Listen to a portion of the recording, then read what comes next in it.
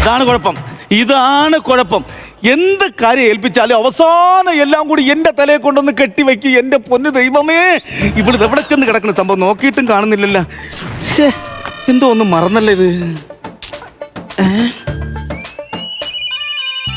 എന്തെങ്കിലും മനസ്സിലായില്ല? ഇത്ര നേരം ഞാൻ പറഞ്ഞിട്ടൊന്നും മനസ്സിലായില്ലേ?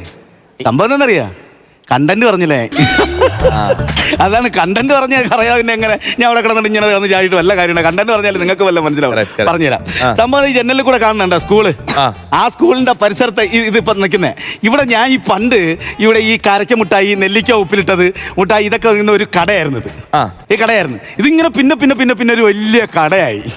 കടയായ കാര്യം ഓൾറെഡി പറഞ്ഞല്ലോ. അല്ല, പിന്നെ ഇത് വളർന്ന് വലിയ കടമായി. വലിയൊരു കടമായി, എടുക്കാൻ പറ്റാത്ത വലിയൊരു കടമായി. മനസ്സിലായി? സംഭവം എന്താണെന്നറിയാവോ? ഈ സാധനങ്ങളൊക്കെ ഇപ്പൊ നമ്മൾ മൊബൈൽ എടുത്ത് കുത്തിക്കഴിഞ്ഞാൽ അപ്പോഴേ തന്നെ കൊണ്ടുവരാൻ ആളുണ്ട്. പിന്നെ നമ്മൾ ഈ കട വെച്ചുകൊണ്ട് വല്ല കാര്യമുണ്ട്? ഒരു കാര്യമില്ല. അതുകൊണ്ട് ഇപ്പോഴത്തെ ട്രെൻഡ് അനുസരിച്ച് ഞാനിപ്പോൾ ഒരു ഓഫീസ് തുടങ്ങിയിരിക്കുകയാണ്. അതായത് rent A father and mummy. ഇപ്പോഴത്തെ പിള്ളേരുടെ കണ്ണന്തുരി വെച്ചിട്ട് ഇവന്മാർ കാണിക്കുന്ന കൊട്ടേഷൻ എല്ലാം സാറുമാർ പറയും. ചെന്ന് മമ്മിയെ വിളിച്ചോണ്ട് വാ, ചെന്ന് ഡാഡിയെ വിളിച്ചോണ്ട് വാ, അച്ഛനെ വിളിച്ചോണ്ട് വാ, പപ്പയെ വിളിച്ചോണ്ട് വാ, ആ കൊച്ചിച്ചനെ വിളിച്ചോണ്ട് എന്നൊക്കെ, മാമനെ. ഇതൊക്കെ ഞങ്ങളിപ്പോ ഇവിടെ അവർക്ക് ചെറിയൊരു ആശ്വാസം, ഞങ്ങൾക്ക് ചെറിയൊരു സത്യം പറഞ്ഞു കഴിഞ്ഞാൽ ഇതിപ്പോ നമ്മൾ തുടങ്ങിയിട്ടേ ഉള്ളൂ. ഇത് വരുന്ന വർഷങ്ങളിൽ മിക്ക സ്കൂളിന്റെ നടയിൽ ഉണ്ടാകുമെന്നാണ് തോന്നുന്നത്.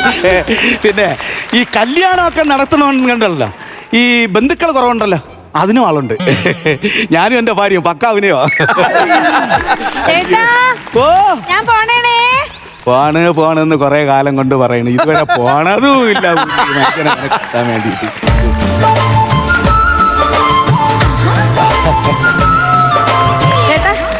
ഞാൻ പോയിട്ട് വരാം.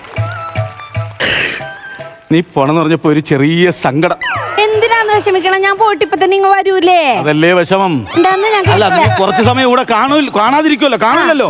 അതിന്റെ ഒരു വിഷമമായിട്ട് ഞാൻ പറഞ്ഞാണ്. ഞാൻ പോയിട്ട് ഇതാണ് എന്റെ ഭാര്യ കേട്ടാ. നമസ്കാരം കേട്ടോ. ഞാൻ ഈ അച്ഛനും കൊച്ചിനും അപ്പനായിട്ടൊക്കെ അഭിനയിക്കാൻ വേണ്ടിട്ട് ആരെങ്കിലും കൂടെ സ്കൂളിലും കോളേജിലൊക്കെ പോകുമ്പോ ഇവള് അമ്മൂമ്മ, അമ്മച്ചി, അമ്മ ഒക്കെ അഭിനയിക്കാൻ പോകും. അവിടെ ചെന്നിട്ട് തിരിച്ചു വന്നിട്ടേ പൈസ ചോദിക്കുമ്പോ എന്റെ മുമ്പ് കിടന്നൊരു അഭിനയമുണ്ട്. ഓ, പെട്ട തള്ള സഹിക്കൂല.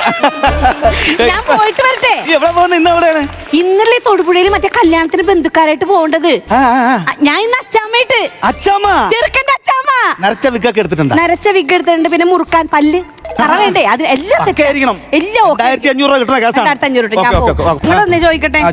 കഴിഞ്ഞ ദിവസം മാങ്കായ് സ്കൂളിൽ 10ാം ക്ലാസ്സിൽ പഠിക്കുന്ന ഒരു ചെറുക്കൻ ഇവിടെ വന്നിട്ടുണ്ടായിരുന്നു. അത് പറഞ്ഞു, ചേട്ടാ കുറച്ചു നേരത്തേക്ക് എന്റെ അച്ഛനായിട്ടൊന്ന് അഭിനയിക്കണമെന്ന് പറഞ്ഞു. 1/2 മണിക്കൂർ എന്ന് പറഞ്ഞ് ചേട്ടൻ ഇവിടെ നിന്ന് പോയതാണോ?